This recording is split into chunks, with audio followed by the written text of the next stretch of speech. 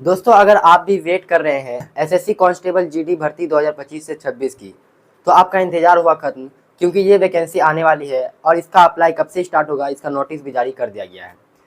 तो कौन कौन इस फॉर्म को भर सकता है, क्या एज लिमिट रहने वाला है, क्वालिफिकेशन क्या है, सिलेक्शन प्रोसेस क्या रहने वाला है और सिलेबस क्या रहेगा, इस वैकेंसी से संबंधित ए टू जेड जानकारी आज की इस वीडियो में देने वाले हैं। लेकिन उससे पहले अगर आप इस चैनल पर नए हैं तो चैनल को सब्सक्राइब जरूर करें, ताकि गवर्नमेंट जॉब से संबंधित सभी अपडेट सबसे पहले आप तक पहुंच सके। तो चलिए बिना किसी डिले के करते हैं वीडियो को स्टार्ट। तो इस वैकेंसी में बीएसएफ, सीआरपीएफ और सीआईएसएफ ये तीन विभाग में बहुत ही शानदार वैकेंसी निकाला गया है, जिसमें बहुत ही शानदार पोस्ट रहने वाला है।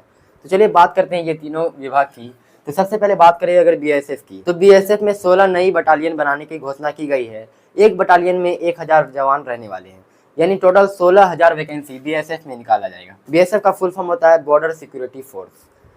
तो इसमें आपका 16,000 वैकेंसी रहेगा। अगर बात करें सीआरपीएफ की, तो सीआरपीएफ में भी 20 नई बटालियन बनाने की घोषणा की गई है, यानी एक बटालियन में 1000 जवान, यानी टोटल 20,000 वैकेंसी सीआरपीएफ में रहने वाला है।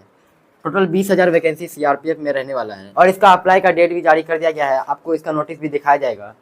वहीं बात करें अगर सीआईएसएफ की, तो इसका पेपर में भी वैकेंसी का न्यूज़ आया था। इसमें बोला गया है कि हर साल 14,000 वैकेंसी दी जाएगी, यानी इसमें हर साल 14,000 वैकेंसी आने वाली है। ये आपका पेपर में न्यूज़ दिया गया था, जो कि आपको स्क्रीन पर दिख रहा होगा।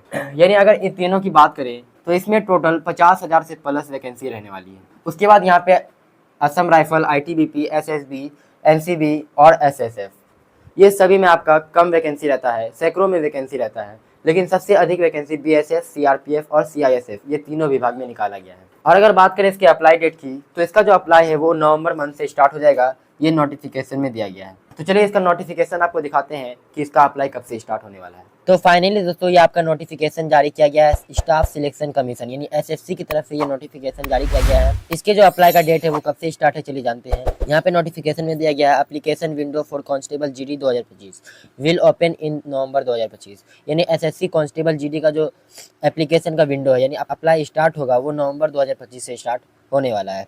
तो यहाँ से आपको प्रूफ मिल गया है कि नवंबर 2025 से इसका अप्लाई स्टार्ट हो जाएगा और वैकेंसी भी आपकी 50,000 से भी अधिक वैकेंसी रहने वाली है। तो चलिए अब आगे की जानकारी आपको वीडियो के माध्यम से देते हैं।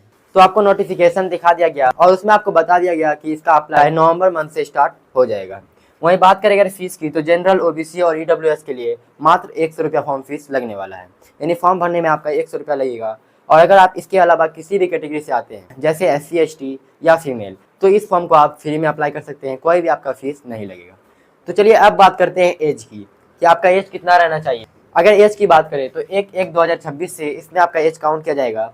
काउंट करने का मतलब है कि 1/1/2026 तक आपका मिनिमम एज 18 वर्ष और मैक्सिमम एज 23 वर्ष होना चाहिए। लेकिन ये एज लिमिट यूआर के लिए रहने वाला है, यानी अनरिजर्व कैटेगरी के लिए रहने वाला है, जनरल के लिए रहने वाला है। वहीं अगर आप ओबीसी से हैं तो ओबीसी को 3 वर्ष का रिलैक्सेशन दिया जाएगा, यानी आप 26 वर्ष तक इस फॉर्म को अप्लाई कर सकते हैं।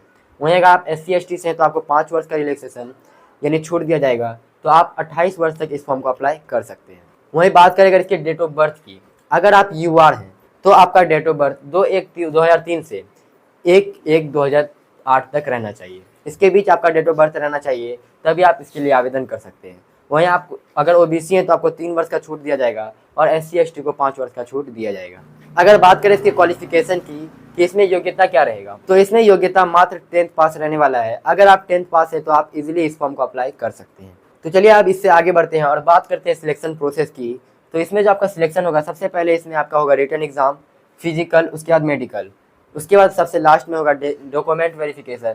तो ये आपका सिलेक्शन प्रोसेस रहने वाला है। वहीं बात करेगा रिटन एग्जाम की डेट की कि एग्जाम आपका कब होगा, तो इसका जो एग्जाम है वो दिसंबर से जनवरी तक में होने वाला था, लेकिन इसका जो वैकेंसी है वो डिले हो गया। इसी कारण से इसका जो एग्जाम है वो आपका मार्च से अप्रैल तक के बीच हो जाएगा।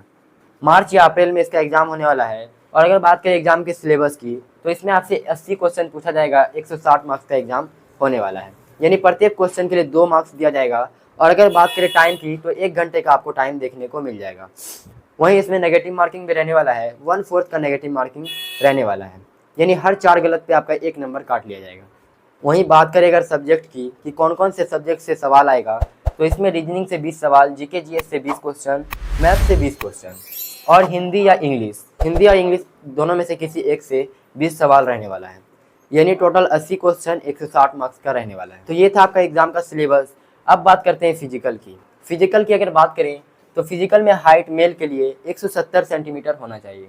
वहीं अगर आप एसटी कैटेगरी से हैं तो आपका 162.5 सेंटीमीटर इसमें हाइट होना चाहिए। वहीं अगर आप फीमेल हैं तो फीमेल का 157 सेंटीमीटर तक हाइट होना चाहिए और एसटी कैटेगरी में फीमेल के लिए 150 सेंटीमीटर तक हाइट होना चाहिए, तभी आप इसके लिए आवेदन कर सकते हैं। चेस्ट की बात करें तो मेल के लिए 80 से 85 सेंटीमीटर चेस्ट होना चाहिए और अगर आप एसटी कैटेगरी से हैं तो आपका 76 से 81 सेंटीमीटर तक चेस्ट होना चाहिए। फीमेल के लिए यहाँ पे चेस्ट रिक्वायर्ड नहीं है।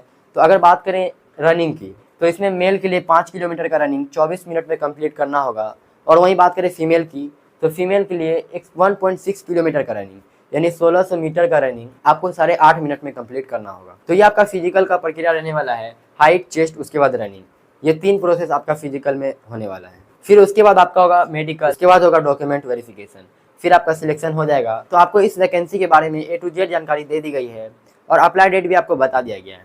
नवंबर 2025 से इसका अप्लाई स्टार्ट है। उम्मीद है कि अब आपका कोई भी डाउट नहीं होगा। यदि अब भी आपका कोई डाउट है तो आप हमें कमेंट सेक्शन में कमेंट करके सवाल कर सकते हैं। हमारी टीम आपके सवालों का जवाब देने की पूरी तरह से कोशिश करेगी। आपसे मिलते हैं अगले वीडियो में इसी तरह की वैकेंसी के साथ। तब तक आप अपना ख्याल रखिएगा। Bye bye, take care.